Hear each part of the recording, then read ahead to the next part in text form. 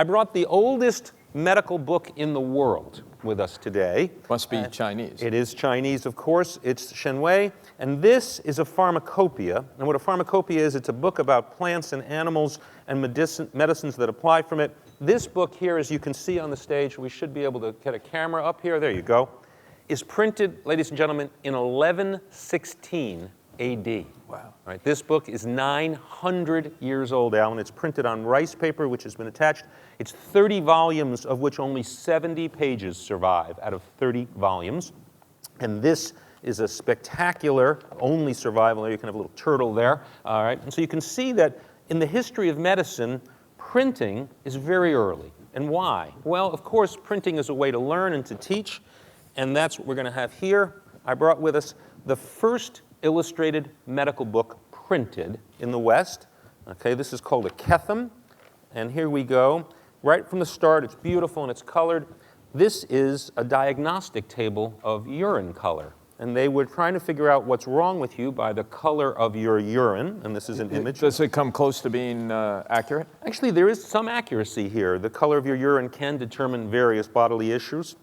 And though they had no idea why, and in fact, when you take a look in the book, you can see spectacular images all throughout the book here.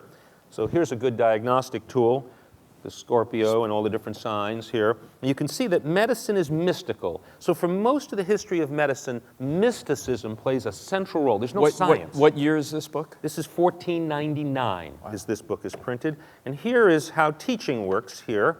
So here's your first illustration of surgery in a book, a recovering patient, and I'm going to zoom ahead here to see if I can find our professor.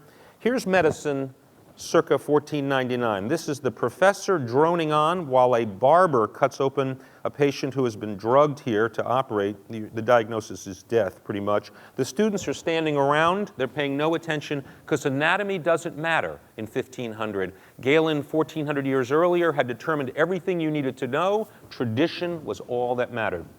You know, you don't have a lot of innovation when tradition is all that matters. Well, this gets to your point last night. So they weren't really looking for the next big thing in medicine. They figured it had all been done. And the first printed flap book. So this is a Remelin. This is done in Germany. This is around 1610. And here you can see, you can open it up here with my hands carefully, and you can see how students would learn how to dissect all the parts of the human body based on the dissections would be in the flap book here. I never take it apart because I'm not an MD and I can't put it back together. Okay, so. But it's amazing that the flaps have all held up. Yeah, this is an extraordinary survival. These books were almost always destroyed in their use, but this is one of the few surviving Remelins in the world. What was the course of the book? What's the history of the book? Where did this was probably in a monastery for 300 years before somebody decided we didn't need it and they sold it to somebody else.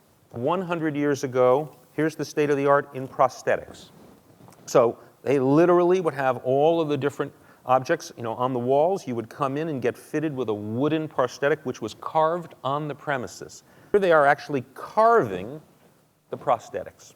Literally in the hospital, they're carving the prosthetics. So Jay, sum it up for us. We're going to spend some time this morning talking about medical innovation, biotechnology. What do you learn from the study of these objects and the way that medical innovation unfolded over time? Well, what you learn is how resistant the medical world is to innovation. They're just totally resistant.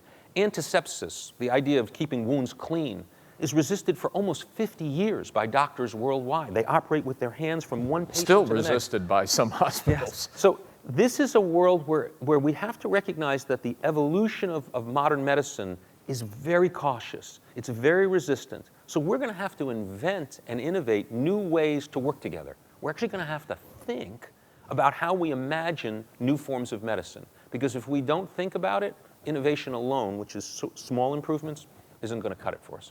Fascinating, fascinating.